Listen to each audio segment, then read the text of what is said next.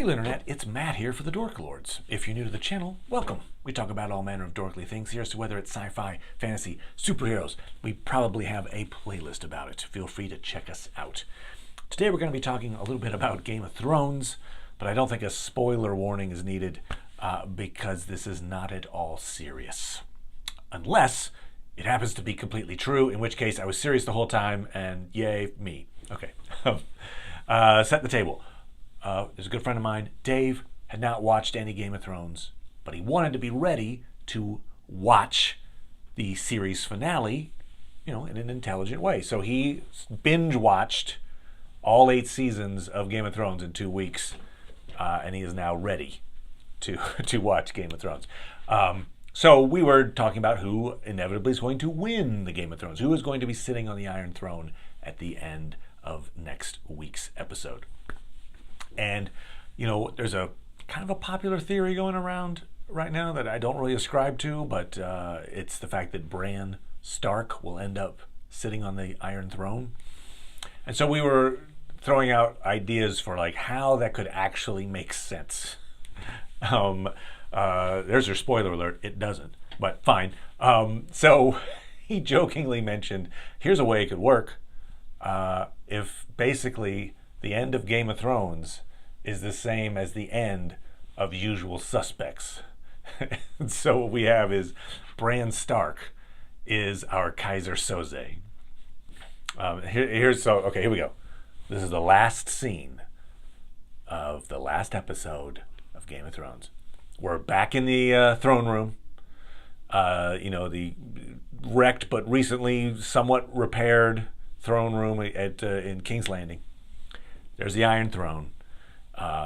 Bran's in his wheelchair and next to the Iron Throne, and he's being coronated whenever, there's all the audience, and he's, I proclaim you King of Westeros. Okay. Here's what we got then. Much like Verbal Kint at the end of Usual Suspects, suddenly, from out of his wheelchair, Bran Stark stands up, steps over to the Iron Throne, sits in it, unaided.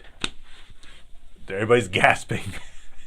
And then we start seeing a series of flashbacks to show how he played this long con all the way to basically get the Iron Throne, which he desired more than anything all of his life. So that's how this goes. So in other words, he falls out the window. He's never actually been paralyzed. He's just been pretending to be paralyzed for a decade with this in mind. Somehow, he has a little bit of sight before he becomes Three-Eyed Raven. So maybe when he's pushed out the window, he realizes, oh, my back. But, oh, wait, I foresee that somehow this is me pretending to be paralyzed will negatively impact Jaime and Cersei and end in their doom. So I'm going to play this out. He gets this invitation to go meet with the Three-Eyed Raven, realizes, oh, here's a power move. So it's, we flash to the moment when the Three-Eyed Raven was making a decision to basically download all of his knowledge into Bran. Why was he doing that? Because the Night King was coming and he knew he was going to die.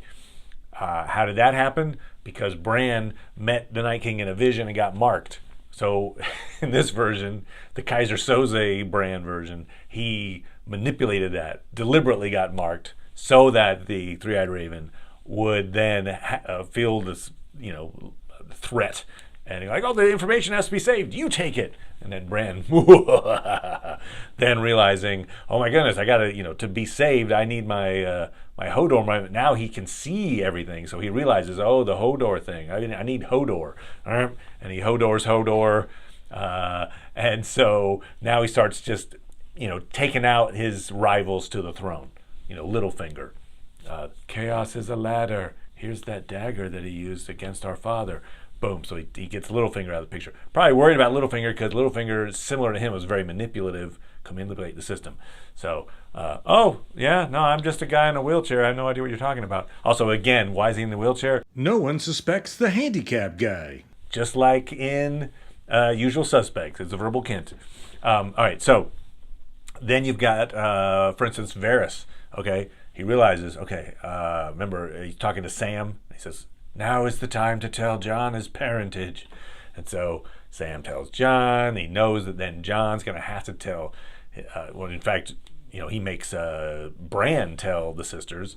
The sisters in turn tell Tyrion, and Tyrion tells Varys, and that puts Varys basically contemplates treason and is killed by Drogon.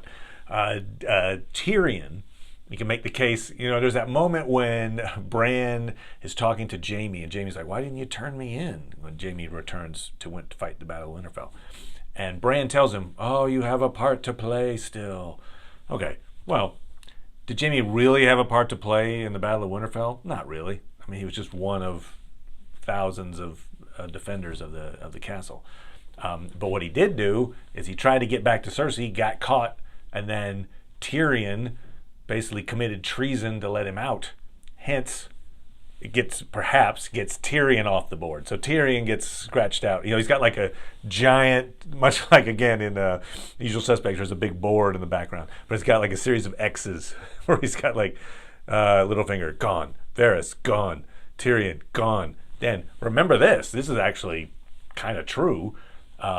When Bran has that various visions, some of which are in the future, he foresees the Sept of Baelor blown up, for instance. He does see Drogon flying over King's Landing. Now, we'll just assume he can interpret that. So he knew that Daenerys was going to go crazy and burn everybody in King's Landing. Did he do anything about it? No, he didn't. Evil. Okay, anyway, so he realizes, so yes, the Mad Queen will turn mad, and that gets her off the board. And so, he's basically just ticking people off.